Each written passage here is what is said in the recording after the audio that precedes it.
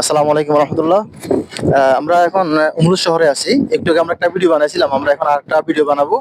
তো আরেক ভাই এখানে কিছু বসে আছে, তিনি কি কাজ করতেছেন আমরা তার সাথে কথা বলবো। আর এখানে আমার পাশে দেখতে পাচ্ছেন অনেক মানুষ এখানে যে অনেক কাজ করতে আছে, কার্পেন্টার বা স্টিল ফিক্সার বা অন্যান্য অনেকগুলো কাজ করতে আছে।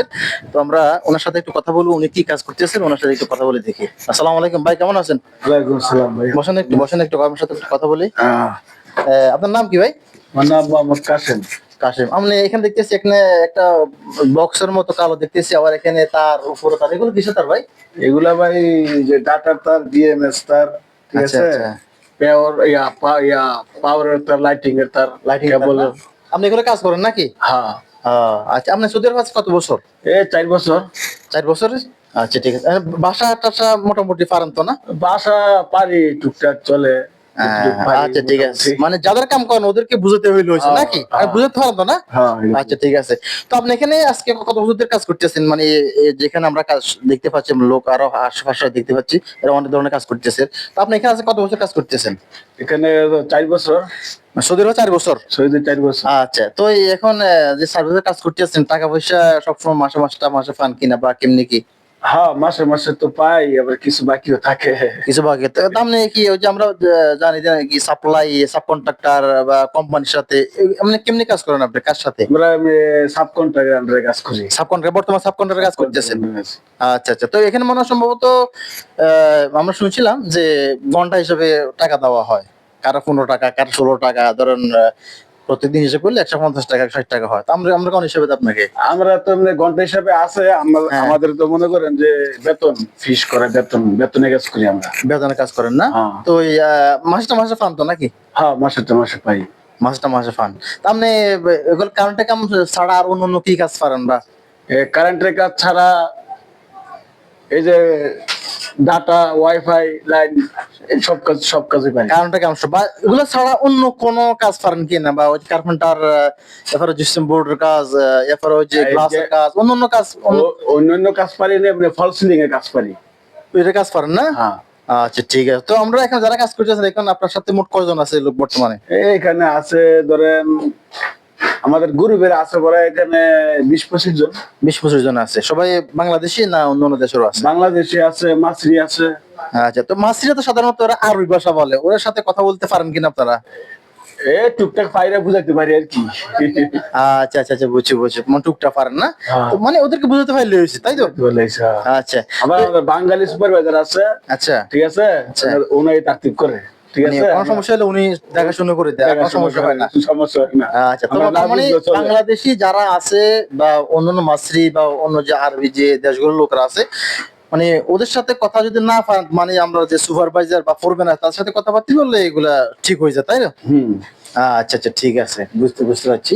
তো এই আপনার বাড়ির সবাই তো ভালো আছে না? আলহামদুলিল্লাহ, খুব ভালো আছে। আচ্ছা ভালো আছে, ঠিক আছে। তো আমরা এখন এখানে এখানে বর্তমানে কত মাস কাজ করতেছেন? এখানে কাজ করতেছি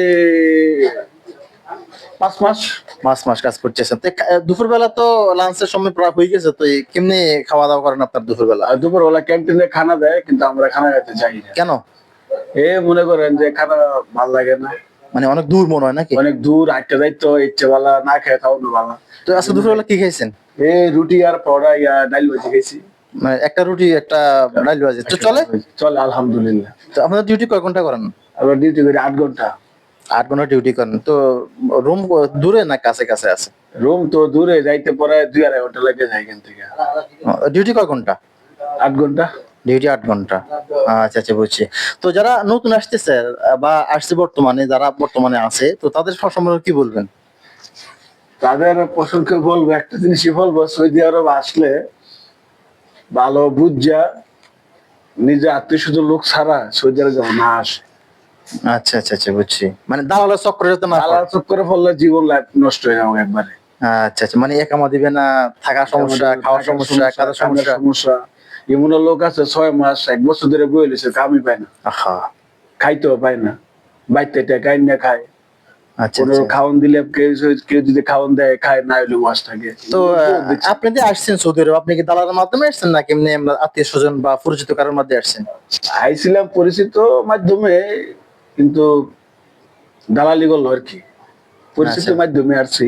আচ্ছা আচ্ছা। মানে দালালের সাথে যেভাবে আপনার কন্ট্যাক্ট ব্যবহার হয়েছে ওইভাবে আপনি পাইছেন সবকিছু, মানে কাজ আপনাকে দিবে, আপনার থাকা দিবে, খাওয়া দিবে, এগুলো সবগুলো ঠিক হয়েছে কিনা? এইভাবে কিছু ঠিক আছে, কিছু ব্যতিক্রম আছে, আচ্ছা, মানে সবগুলো ঠিক মতো পান নাই। ঠিক মতো পাইনি। আচ্ছা আচ্ছা, বুঝছি বুঝছি। তো যাদের বর্তমানে একাবার মেয়াদ নাই, তাদের ব্যাপারে কি কোনো বক্তব্য আপনার আছে কিনা, বা কাজ তারা কিভাবে পাইতে পারে না পাইতে পারে? যাদের আগামার মেয়াদ নাই গিয়া, তাদের কাজ পাওয়াটা খুব মুশকিলের ব্যাপার, সহজে কাজ পাওয়া যায় না। যাদের আগামা মজবুত, হ্যাঁ। তারা কাজ পাওয়া যায়, কাজ পায়, কেউ আচ্ছা। করতে পারে। যারা আগামা ছাড়া সব জায়গায় কাজ মিলে না, অথবা চাহিদা আছে কিন্তু আগামা নাই, এই জায়গায় লোক চলবে না। আচ্ছা, আগামা আগামা থাকলে- অবশ্যই থাকতে হবে। আগামা অবশ্যই থাকতে হবে। আগামা থাকলে যে কোনো জায়গায় কাজ করতে পারবো। আচ্ছা আগামা ছাড়া সব জায়গায় কাজ করতে পারবো না। আচ্ছা আচ্ছা, বুঝছি। তো যারা যাদের যাদের বর্তমানে একামা এখন পর্যন্ত কি ভ্যালিড আছে, মানে মেয়াদ আছে, তারা তো যে কোনো জায়গায় কাজ করতে, তাই? যে কোনো জায়গায়, সৌদির যে কোনো জায়গায় কাজ করতে পারবো। আচ্ছা, যাদের একামার মেয়াদ আছে তারা বর্তমানে মানে কত টাকা, ধরেন ডেইলি হাজিরা কত টাকা ইনকাম করতে পারে সাধারণত? সাধারণত এমনি তো মনে করেন যে নর্মাল হেলবারে কাজ করলেও এমনি যদি হাজির ব্যবসা আগামা মজবুত থাকে, আপনার 120 টাকা হচ্ছে সর্বোচ্চ নর্মাল, মানে হেলবার গো 120 টাকা হাজিরা, 150 160 80 পর্যন্ত হাজিরা আছে, আমি যেটা দেখছি। আচ্ছা, তো আপনি যখন এই দেশে আসছেন, আমরা কত টাকা খরচ হয়েছিল? 4,20,000। 4,20,000। তো 4,20,000 যে 20 সপ্তাহ আর ক্যাশ ছিল না সম্ভবত, তাই না? না, cash ছিল। ঋণ কি ছিল, বা কিছু ঋণ ব্যাংক- ছিল, হাওলাত করছি, আত্মীয় স্বজনের থেকে এইভাবে যাচ্ছি। কেউ 4 লাখ টাকা মানে থাকলে বিদেশ আসে। যে টাকা দিয়ে আপনি সৌদি আরবে আসছেন ওই টাকাগুলো আপনার পরিশোধ হয়েছে? হ্যাঁ, ইনশাল্লাহ পরিশোধ হয়েছে। তার মানে এখন আমরা যা ইনকাম করতেছেন এখন এগুলো আমরা ইনভেস্ট হইতেছে। এখন যা কাম করতেছি, মোটামুটি ইনভেস্ট করতেছি, কিছু জমাইতেছি, আশা আছে অন্য কিছু করা। আচ্ছা আচ্ছা আচ্ছা। পুরালারি। আচ্ছা, বুঝছি বুঝছি। আর এখানে যে কাজ করতেছেন আর কতদিনের কাজ হইতে পারে এখানে, যে বর্তমানে যেখানে কাজ করতেছেন আপনি, এই মানে এই কোম্পানির মধ্যে? এই কোম্পানির ভিতরে আরো 2-3 বছর কাজ করা যাবে। 2-3 বছর কাজ করা যাবে। আচ্ছা আচ্ছা, আপনার একটা কথা বলি, সেটা হচ্ছে কোনো লোক যখন সৌদি আরবে আসে, তারা কি কোম্পানির মাধ্যমে কাম করলে ভালো, না কোনো সাপ্লাইতে কাম করা ভালো, কোনটা ভালো? মানে এটা বলতেছি যারা নতুন আসতেছে ওদের জন্য এটা খুব গুরুত্বপূর্ণ আর কি। যারা একবারে নতুন হইতেছে তারা কোম্পানির বিষয়ে আসলে ভালো, ভাষা ভাষা না জানলেও কোম্পানি আন্ডারে কাজ করলে হ্যাঁ। আপনার দেয়া গেল, মনে করেন সবকিছু সুযোগ সুবিধা আছে, কাজ ঠকাইতে হয় না, কিছু করতে হয় না, আগামার টেনশন নাই, সব কোম্পানি বহন করে। মানে 2টা কম হইলো এটা ভালো আচ্ছা, ভালো।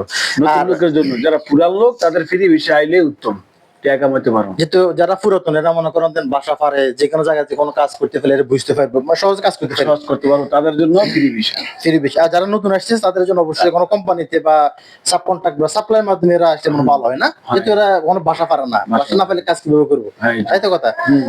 আচ্ছা, ঠিক আছে ঠিক আছে। আমরা আরো অনেকজনের সাথে কথাবার্তা বলছিলাম, ওরা প্রায় আপনার মতো এরা কথাবার্তা বলছিল যে যারা নতুন আসছে এরা কোম্পানির মধ্যে ঢুকলে এদের জন্য ভালো হবে, যেহেতু এরা কোনো ভাষা পারে না বা কথা বলতে পারে না, কোনো জায়গা চিনে না, এই সবগুলো মিলে আর কি এতটুকুই না? হ্যাঁ, আচ্ছা, ঠিক আছে, আপনাকে ধন্যবাদ, অনেক ধন্যবাদ আপনাকে। তো দর্শক, আমরা যা বুঝতে পারলাম আমরা এখন, যে যারা নতুন বিদেশে আসতে চাইতেছে বা যারা নতুন আসছে ওদের জন্য কাম জানা খুবই জরুরি।